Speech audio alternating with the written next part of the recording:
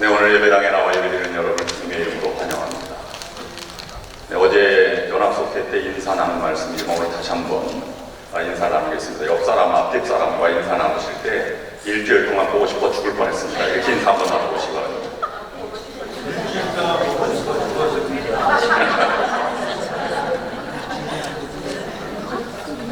보고 싶지 않은 분들도 계신가 봐요. 소리가 인사가 잘 안 되는 거 보시면.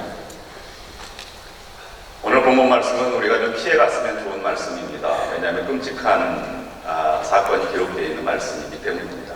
그래도 오늘 우리에게 주시는 말씀을 한번 묵상해 보고자 합니다.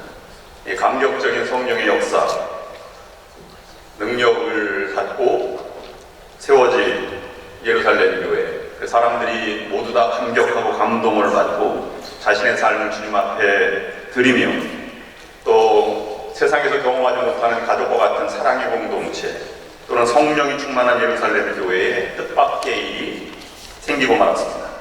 아나니아와 삽비라 부부가 갑작스런 죽음을 당하게 된 것입니다. 그것도 병으로 또는 사고로 돌발적인 사건 때문에 일어난 것이 아닙니다. 교회를 위한다고 하면서 자신의 삶을 바친다는 의미로 재산을 바치다가 일어난 사건이었기 때문에 더욱더 큰 충격입니다. 나름대로는 교회를 위해서 선한 일을 하다가 하나님의 징계를 받은 일이 생기고 만 것입니다. 그것도 조용히 있을 때가 아니라 많은 사람들 앞에서 베드로의 이 책망과 더불어서 죽음을 당했기 때문에 이 사건 때문에 두려움이 찾아오게 되었습니다. 많은 사람들은 두려워했고 또 오늘 많은 사람들이 두려워할 수밖에 없는 일들을 하나님께서 행하신 것을 우리가 묵상하면서 오늘 우리에게 주시는 말씀을 다시 한번 묵상해 보고자 합니다.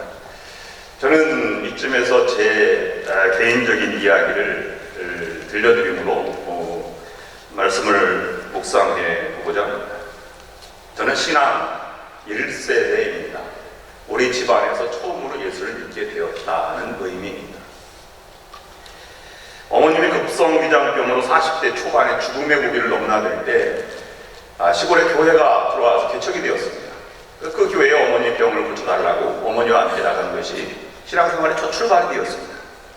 어머니는 1년 후에 완치가 되어서 45년 이상을 또 사시다가 하늘나라로 가셨습니다. 제가 초등학교 5학년 때부터 시작을 했으니 집안에서 교회에 대해서 이야기해 주는 사람은 아무도 없었습니다.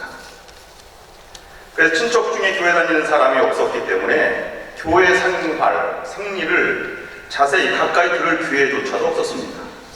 고등학교 때 신학교를 들어가려고 이제 마음의 결심을 하고 그리고 상담을 했는데 시골 교회에서 저의 신앙을 인도하셨던 목사님께 상담을 하였습니다. 신학교로 가고 싶습니다. 그랬더니 그 시골 교회는 나자린 처치, 한국말로는 나사렛 성결교회였습니다. 그래서 목사님이 이왕 가려면 신앙생활 출발했던 나사렛 신학대학을 가라. 그때 천안에 있었습니다.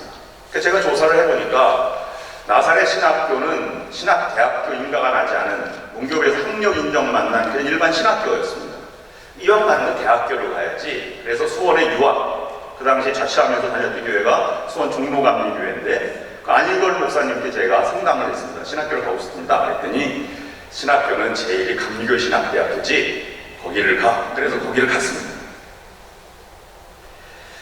저는 신학교 들어갈 때요, 신학교는 그냥 무료로 가르치는 줄 알았어요. 왜냐면 하나님께 내 몫을 바친다는데 뭐 학비를 왜 받아요? 기숙사도 다 먹여주고 재워주고 용돈도 주는 줄 알았어요. 근데 갔더니 학비 때문에 죽을 고생을 했고요. 또 사는 것이 뭐 이루 말할 수 없이 궁핍했습니다. 제가 여기서 신학교 비밀을 하나 가르쳐 드릴까요? 신학교 가면요, 큰 교회 목사들은 큰 교회 목사들끼리만 논다. 저의 충격이었습니다. 저같이 농사꾼 아들은 쳐다보지도 않아요. 친구생기가 얼마나 어려운지 몰라요. 소외감, 외로움, 어려움. 근데 신학교를 공부하면 공부할수록 이것이 그들의 문제가 아님을 깨달았습니다. 너무 부질없는 생각이고 어린 생각이었다는 것을 깨닫게 된 것입니다. 고생만큼 신앙의 의미와 신학의 의미가 더 가까이 다가왔습니다.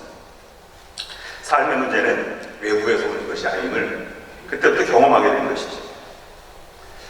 오늘 오클랜드 교회가 105주년 기념 주일 예배 및 임직식을 합니다.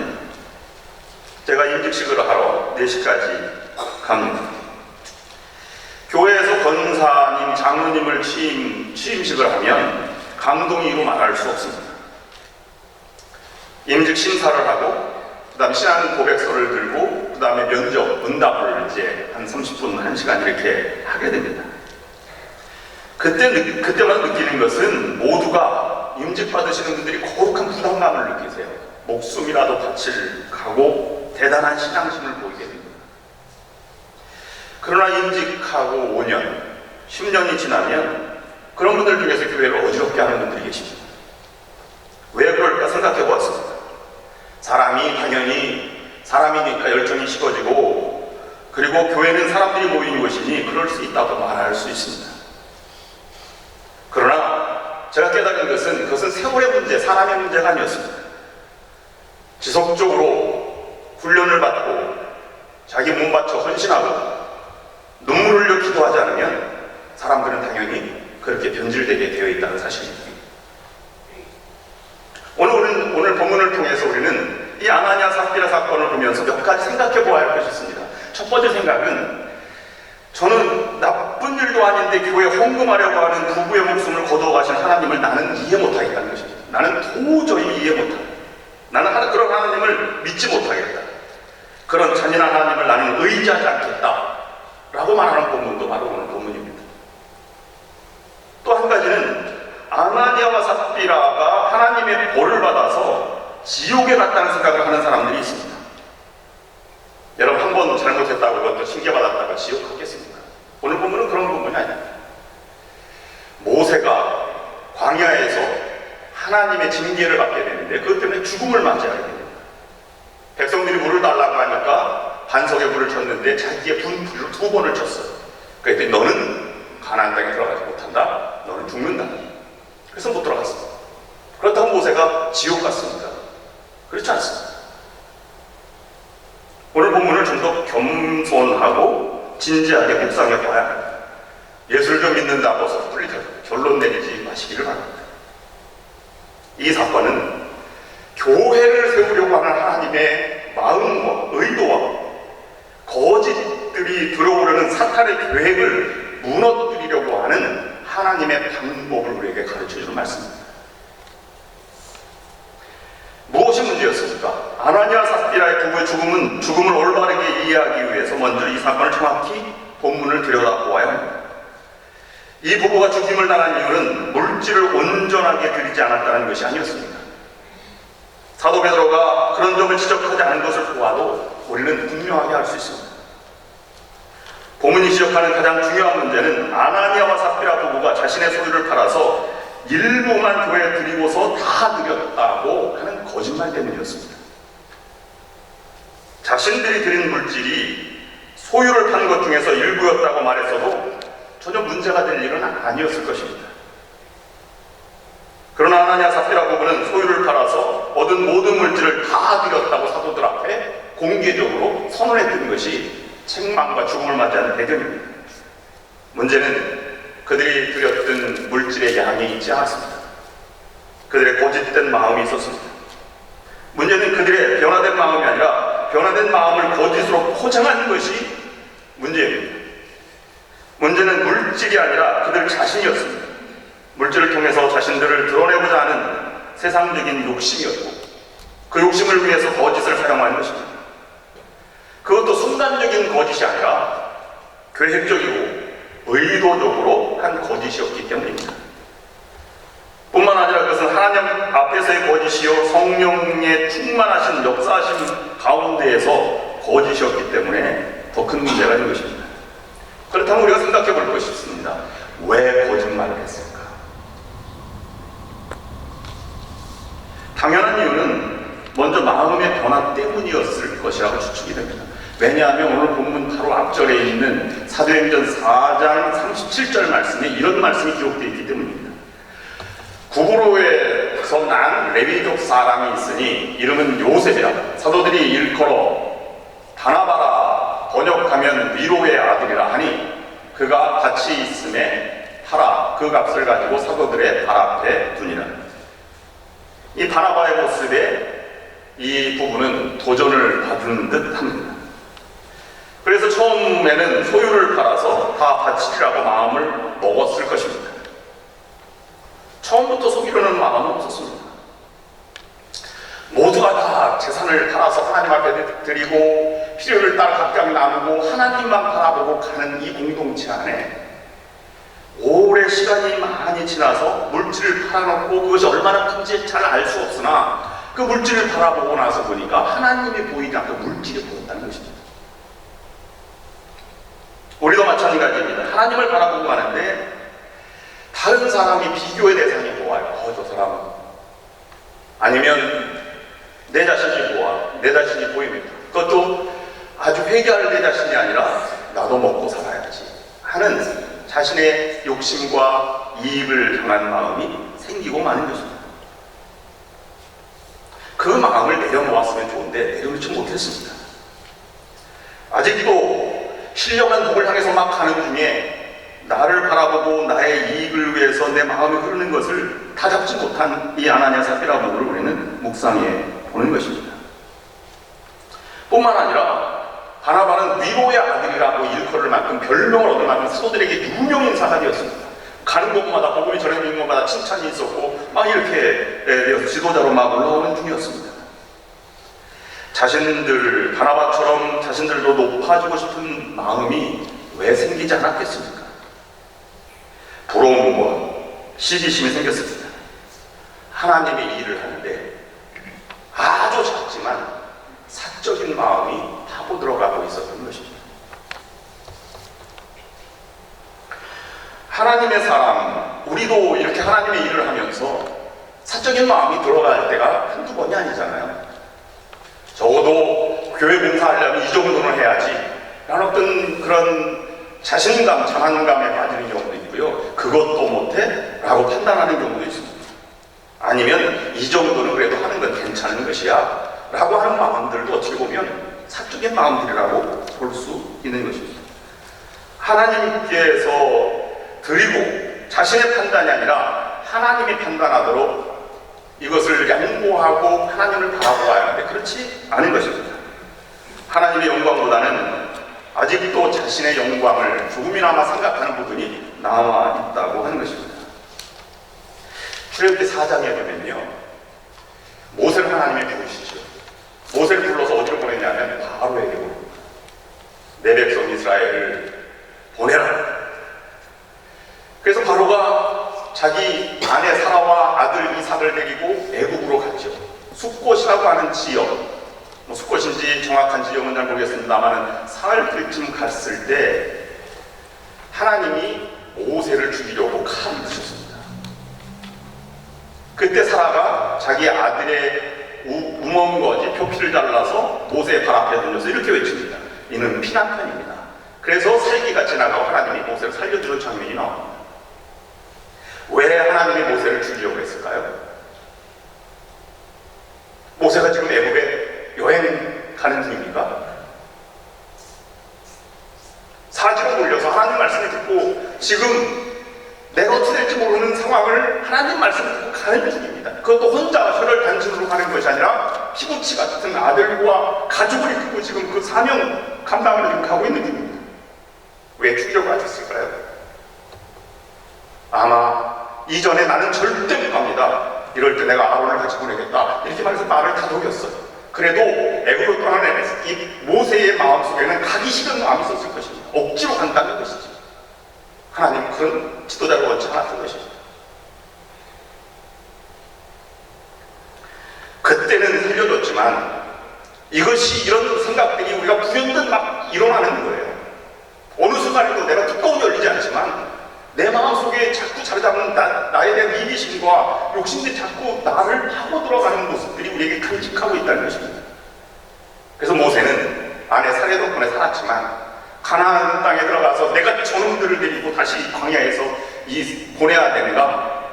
내 하나님 말씀을 왜 이렇게 듣지 못하는가? 라고 해서 반성을 2번 쳤을 때 하나님은 그를 죽음으로 선포하고 가나안에 들어가지 못하게 한 것입니다. 우리들이 아직도 이러한 욕심을 버리지 못하거나 자신을 높이려는 어리석은 자리에 아직도 조금이라도 머무르려고 한다면 거짓은 우리를 파고드는 것입니다. 그래서 그렇게 하도록 우리의 친구가 되어주고, 더 정확히 말하면 사단이 그런 마음을 갖고 있는 자들에게 찾아와서 거짓을 행하도록 엄청난 영향력을 미치게 된다는 것입니다. 이 거짓말이 그러면 죽음까지 몰고 죽이기까지 했다는 것은 너무 잔인하다고 하는 생각을 지울 수 없습니다. 우리가 우리에게 진지하게 질문을 던져야 할 것은 자비하신 하나님이 그렇게 매몰찰 수가 있는가 하는 문제입니다. 그냥 책망만 하시면 될 것을 왜 죽음까지? 아나니아 삽비라의 부부의 죽음을 통해서 하나님의 말씀하시고자 하는 하나님의 마음이 무엇이었을까를 이 시점에서 한번 묵상해 봅니다. 이것은 교회의 주인은 하나님이다 하는 것을 우리에게 던져주는 말씀입니다. 부부의 죽음은 하나님께서 자신의 마음을 분명하게 하시고자 함이었습니다. 하나님은 하나님의 교회가 진리 위에 세워져야 하고, 진리 위에 세워진 성도들은 진실함을 통하여 진리를 지키는 자가 되어야 함을 철저하게 가르쳐주기를 원하셨습니다.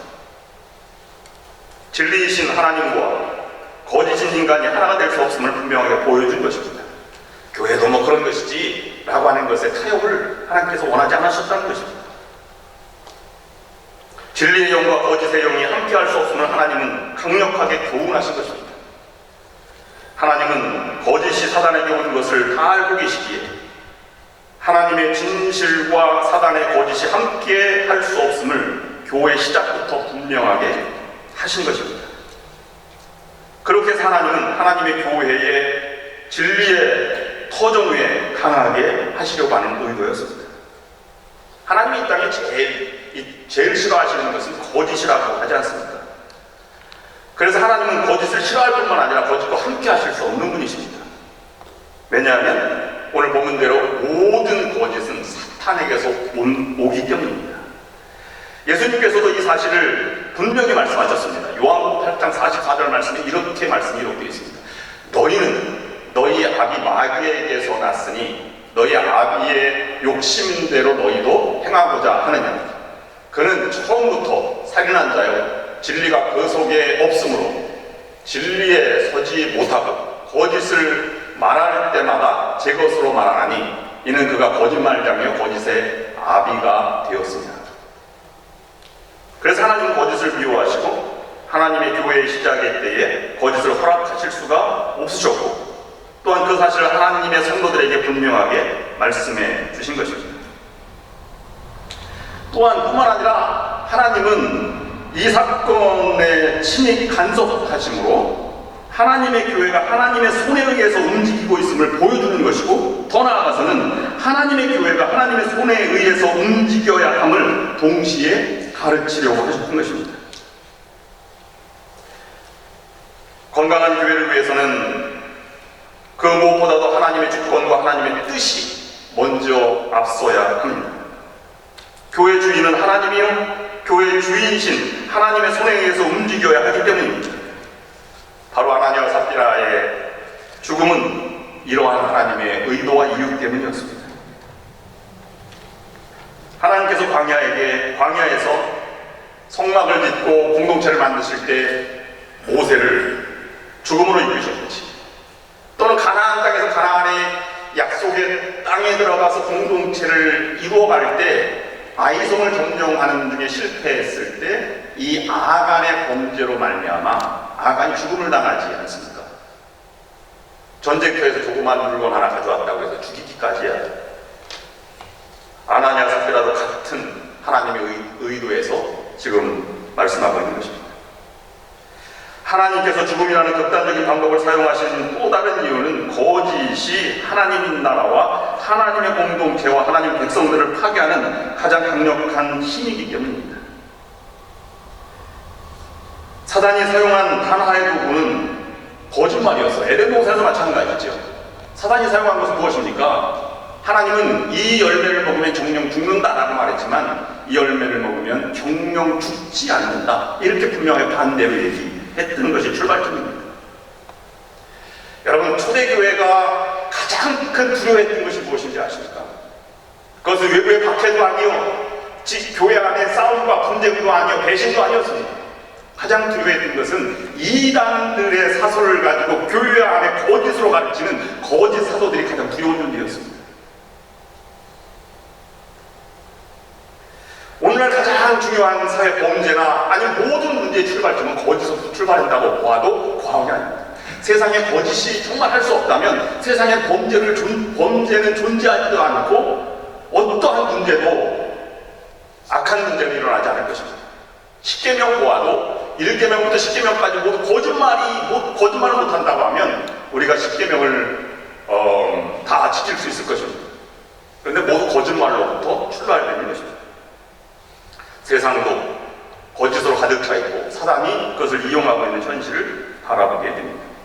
그렇다면 오늘날 거짓이 판을 치는 세상에서 어떻게 살아가야 할까? 본문을 통해서 4가지 교훈을 묵상합니다. 첫 번째는 자기 자신을 정확하게 바라보아야 한다는 것입니다. 자기 자신에게 속거나 스스로 속이지 말아야 합니다. 자신이 진실 위에 삶의 터전을 삼고 있는지 아니면 거짓 위에 삶의 터전을 삼고 있는지를 스스로 살펴보아야 합니다. 여러분의 놀라운 예지 능력이 하나 있는데요. 전화벨 집안에 딱 울리잖아요. 그럼 여러분 누가 전화했는지 알까요, 모를까요? 대부분은 잘 모른다고 하지만 결정적인 순간에는 알 때가 있어요. 왜냐하면 무슨 문제가 막 다가올 때 있잖아요. 그러면 대부분 알아요. 아, 전화 왔구나. 그럴 때 여러분 뭐라고 합니까? 나 없다 그래. 이렇게 말하지 않습니까? 여러분 그렇게 하지 마시기 바랍니다. 그렇다고 해서 또 뭐 부부싸움 하는데 지금 전화 받아서 나 지금 부부싸움 중입니다, 이렇게 말하면 또 곤란하죠. 그건 더 아주 미련한 모습 아니겠습니까? 여러분, 돌이킬 수 없고 또 변할 수 없는 것은 받아들이는 게 좋습니다. 어떤 목사님이 물었어요. 다시 태어나면 지금 집사람이랑 결혼하겠습니까? 이렇게 했더니 그 집사람 앞에서 이렇게 했을 때 내가 미쳤습니까? 여러분, 그날 밤 어떻게 됐는지 아십니까? 집안이 그냥 전쟁터가 되지 않겠습니까? 지혜롭게 살아야 합니다. 미국에서는 그렇지 않은데 한국에서 목사님들 전화하면 앱이 있어요. 이렇게 번호를 누르면 이렇게 나옵니다. 지금은 신방 중입니다. 그 다음에 2번을 누르면 지금은 기도 중입니다. 이렇게 되는 전화기가 있어요. 어느 목사님께 전화를 했더니 지금은 신방 중입니다. 그래서 신방 중이구나. 점심때 전화해봐야지. 점심때 불러도 지금은 신방 중입니다. 저녁 때 해봐야지. 저녁 때 불러도 신방 중입니다. 밤 10시에 했는데도 신방 중입니다. 그래서 신방 중이에요. 그럴 수 있을까? 물론 신방 밤 10시까지 할 수 있으나 뭔가 느낌이 좀 달라요. 어떤 목사님은 기도 중입니다. 40일 기도 가셨나? 이런 생각을 할 때도 있습니다. 여러분, 다윗과 사울의 가장 중요한 차이점이 뭔지 아십니까? 사울은 자신을 보지 못했습니다. 누구만 봤어요? 죽일 다윗만 쫓아다녔습니다. 근데 다윗은 어떤 순간에도 자신을 돌아보았다는 장점이 있습니다. 시편 139편 23, 24절 말씀은 이렇게 기록되고 있습니다. 하나님이여, 나를 살피사 나의 마음을 아시며 나를 시험하사 내 뜻을 아옵소서. 내게 무슨 악한 행위가 있나 보시고 나를 영원한 길로 인도하소서. 거짓은요, 거짓을 낳고요, 또 다른 거짓은 결국 내 자신을 속여서 항상 진실된 삶을 살아가고 있는 것처럼 내 자신을 속여버립니다. 그래서 거짓의 함정에 빠져나오지 못하고 더 큰 거짓으로 가게 되어 있지 않습니까? 나는 지금 진실의 인도함을 받고 있는지 아니면 그렇지 않은지를 되돌아보아야 합니다. 두 번째, 거짓의 모습을 애통할 줄 알아야 합니다. 여러분, 거짓 없이 지금까지 살아온 분이 있다면 한 사람도 아마 없을 것입니다. 다 한두 번쯤은 마음속으로나 거짓을 하지. 자신 안에 아주 작은 거짓말이라도 발견했다면 애통할 줄 알아야 합니다. 마태복음 26장 74절 75절 말씀이 이렇게 기록되고 있는데요. 그가 저주하여 맹세하였는데 나는 그 사람을 알지 못하노라 하니 곧 닭이 울더라. 이에 베드로가 예수의 말씀에 닭 울기 전에 내가 3번 나를 부인하리라 하심이 생각나서 밖에 나가서 심히 통곡하니라. 여러분, 베드로가 위대한 사도가 되었던 것은 성령의 충만함을 받아서가 아니라 자기가 잘못됨을 인정하고 통했던 마음에 성령이 들어와서 그렇게 된 것입니다. 통해하는 마음이 없으면 아무리 성령의 은사를 받아도 삶이 변하지 않습니다. 이 시대의 문제는 무엇입니까? 커다란 문제이고 나는 문제가 없다는 것 아니겠습니까?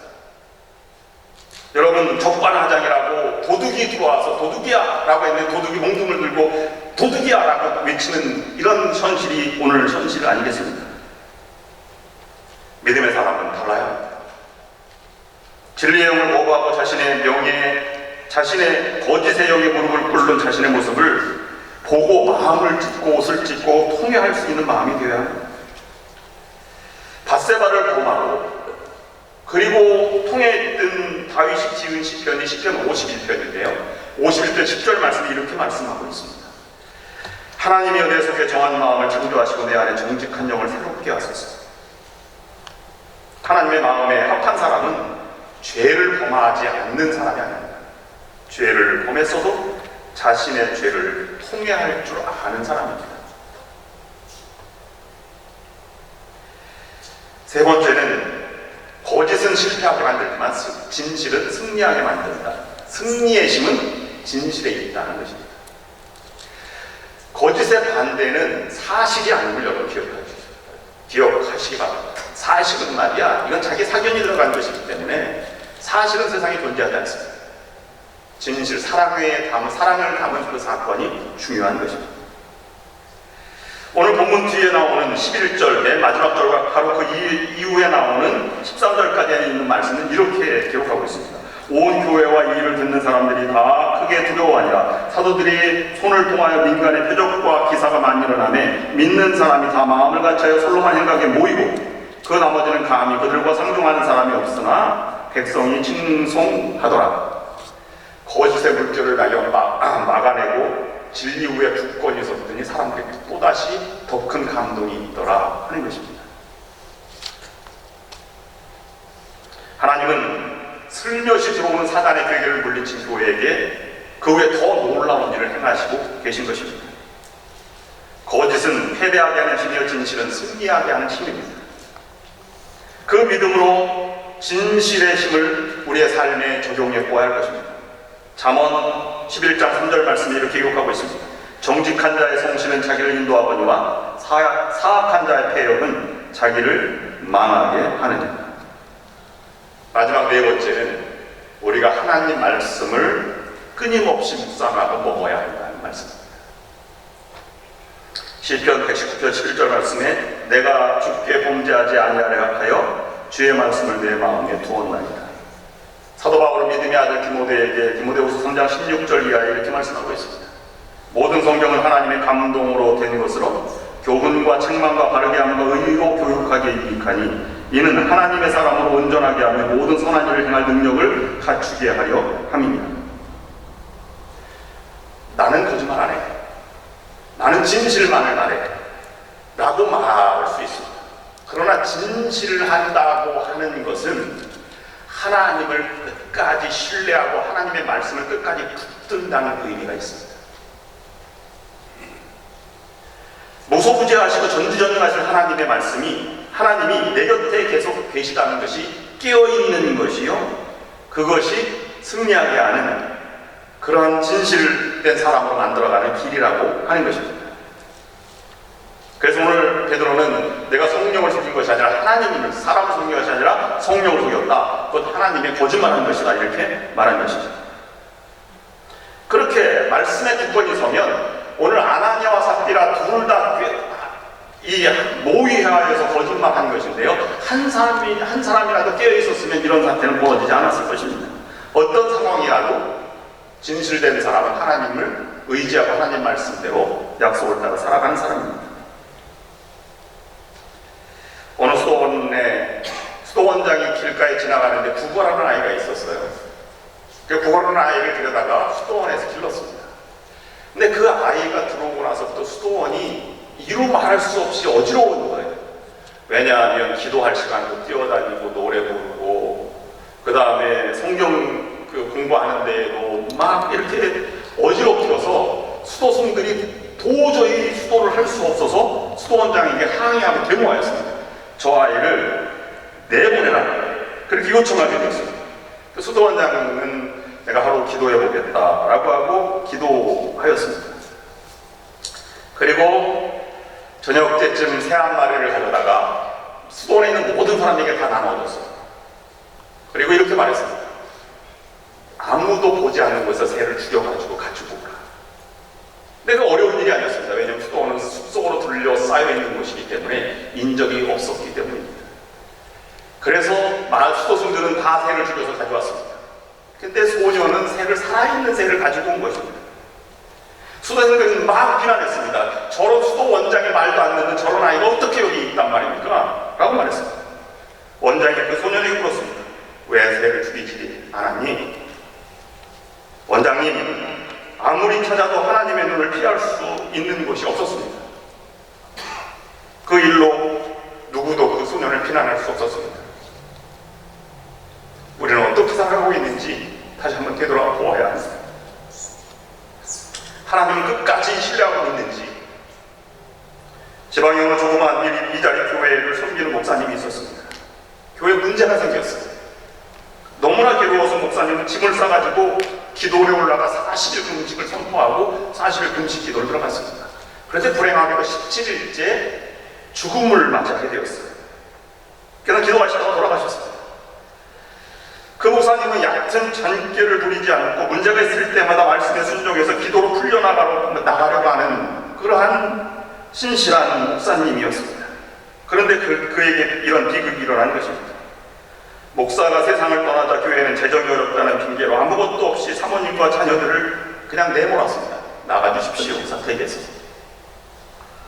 이렇게 길거리로 나앉게 된 어린이들의 마음에 상처가 생겼습니다. 도무지 이해가 안 되는 것이죠. 이해가 안 되는 것이 세 가지였습니다. 첫 번째는 그렇게 무리하게 금식하며 기도하는 아버지가 이해가 안 됐고, 두 번째는 그렇게 순수한 아버지를 죽게 만드는 하나님도 이해가 안 됐습니다. 그리고 더욱 이해가 안 되는 것은 어머니였습니다. 사모님은 이런 상황에서 아이들 앉혀놓고 하나님께 기도하며 찬송을 불렀습니다. 하나님의 은혜로 이 쓸데없는 자 왜 구속하여 주는지 난 알 수 없도다. 내가 믿고 또 의지하는 내 모든 형편 잘 아시는 주님, 늘 돌봐줄 것을 나는 확실히 압니다. 이 아이는 생각했습니다. 왜 하필이면 나입니까? 왜 우리 가정입니까? 왜 하필이면 내 남편입니까? 왜 우리 가정의 목구름이 이렇게 몰아쳐야만 합니까? 왜입니까? 이렇게 기도해도 시원찮을 하네. 사모님은 왜 나를 사랑하는지 이렇게 기도하는 것이 이해가 되지 않았습니다. 사모님은 기도하다가 부름받은 이 복된 자리로 내 남편을 불러주신 하나님, 왜 우리 가정에 이런 은혜가 임하는지 나는 알지 못합니다. 그런데 내가 믿고 또 의지하며 확신하는 한 가지가 있는데, 그것은 주님이 내 형편을 잘 아신다는 것입니다. 내 어려움 당한 가정과 내 자식을 돌봐주실 것을 나는 확신합니다. 이렇게 고백하는 것입니다. 그런데 이런 일이 있은 후 많은 시간이 흘렀습니다. 어린 아들이 아버지의 뒤를 이어서 목사가 되었습니다. 그것도 한국에서 가장 존경받는 목사 중 한 사람이 되었습니다. 아버지의 기도 열매를, 그리고 사모님의 이런 전적으로 헌신하고 진실되게 끝까지 하나님을 믿은 이것이 열매로 복으로 나타나게 된 것입니다. 그 아들이 누군지 아십니까? 분당 우리 교회 이창수 목사의 간증입니다. 다윗이 어느 날 스스로 물었습니다. 시편 24편 3절과 5절 말씀입니다. 여호와의 산에 오를 자가 누구뇨? 그의 거룩한 것 설 자가 누구입니까? 곧 손이 깨끗하며 마음이 청결하며 뜻을 허탄한 데 두지 아니하며 거짓 맹세하지 아니하는 자로다. 그는 여호와께 복을 받고 구원의 하나님께 의를 얻으리라. 하나님과 가까이 하려는 진실함이 없다면 우리는 승리할 수 없습니다. 교회를 세워나가시는 성령의 힘은 성도들의 진실함을 통해서 나타나게 됩니다. 그러므로 우리는 작은 승리, 조작된 승리, 이런 것을 멀리 할 수 있어야 합니다. 그런 승리할 수 없다면 차라리 패배를 인정하는 것이 더 그런 준비가 필요한 것입니다.